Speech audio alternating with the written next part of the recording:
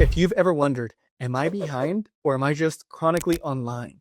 Well, today we're settling it. I'm sure that you see people on Instagram, on TikTok, going on some extravagant vacations, eating some amazing meals, and living a luxury lifestyle, which would lead you to believe that they have their finances in order or at least they are ahead. Well, I've gathered the latest money statistics, whether it be savings, debt, home buying, you name it. We're going to go through it to see where these people actually are and how you can get ahead. Now, I'm not your financial advisor. I'm just the random spreadsheet internet whisperer, but do your own research. Let's get started with your pride and joy, your car. Yes, that shiny depreciating metal box on wheels. According to Edmunds, about 26% of all car trade-ins are underwater on their loan.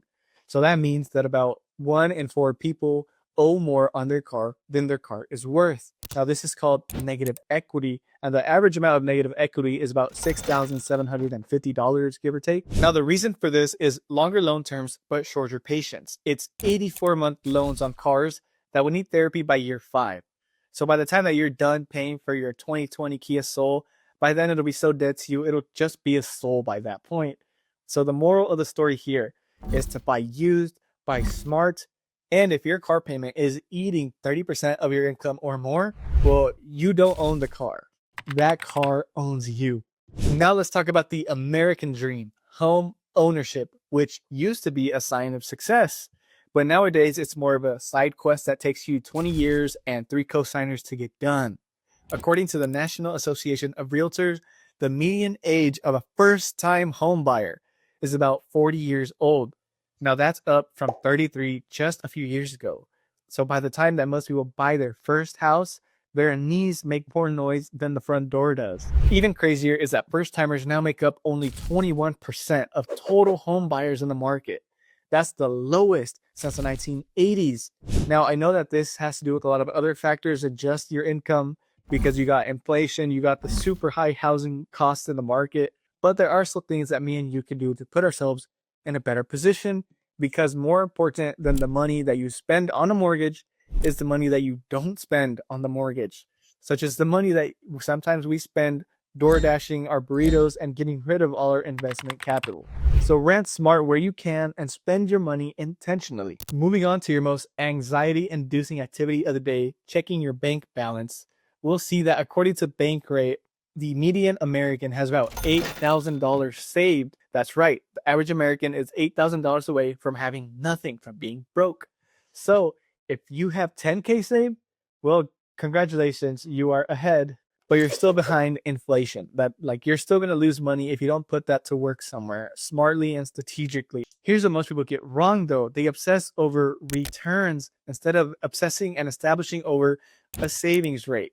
Fidelity found that people who simply saved more money, even with mediocre returns, beat out those 10% ROI dreamers because they established that savings rate where people who didn't invested where they could, when they could, whenever they felt like it, sold off their stock, etc. But if you just establish a savings rate, which me and you can do, and if you haven't, just take it this way. Take it with step by step.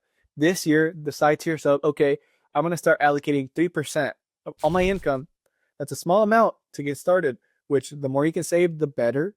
Hopefully you can get about 10% of your income saved and invested into the S&P 500. But if not, just start with 3 or 2%. And next year, allocate another 1%. And the year after that, allocate another 1%. And here, within 5 to 7 years, you will be saving 10% of your income for your one-day retirement.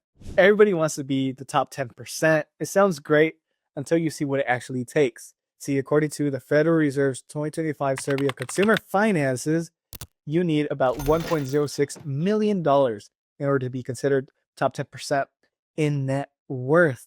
Yes, 7 figures. So if you don't got a rental property, a business, and a nervous twitch from checking your portfolio balance every day, but don't stress, because building wealth is not about what you earn, it's about what you keep. It's about building habits that will make your money stick around longer after you work so hard to get it. So no, you're not a failure if you're not there. You only would be if you're spending like you are, and you're not.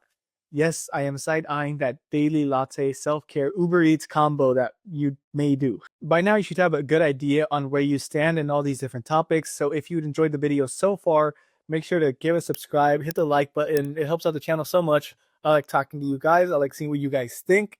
So yeah, hit that subscribe, hit that like. We'll get right back to the video before your screen time app starts to judge you.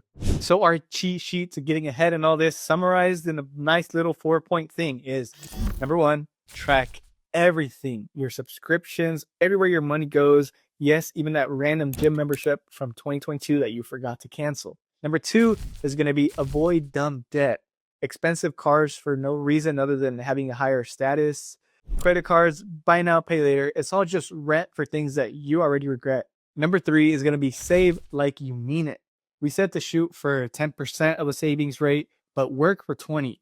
Now, if you're starting with 3, you're going to work to 10. But ideally, start with 10% savings and work to 20%. Number 4 is going to be spend intentionally. Every time that a dollar is going to leave your wallet, your bank account, anything, make sure you know exactly where it goes, why it goes there, and if it is worth it for you in actuality. So are you content with being average or being the median? Or are you going to be the exception and be ahead of everyone? Because statistically, someone has to be there. So why can it not be you? I think it can be you. It can be any of us that make these things into habits and take these things to heart and take them seriously. So if you enjoyed this video, I'm Jason Eck. I'm an electrical engineer. You should check out these other videos about finance topics.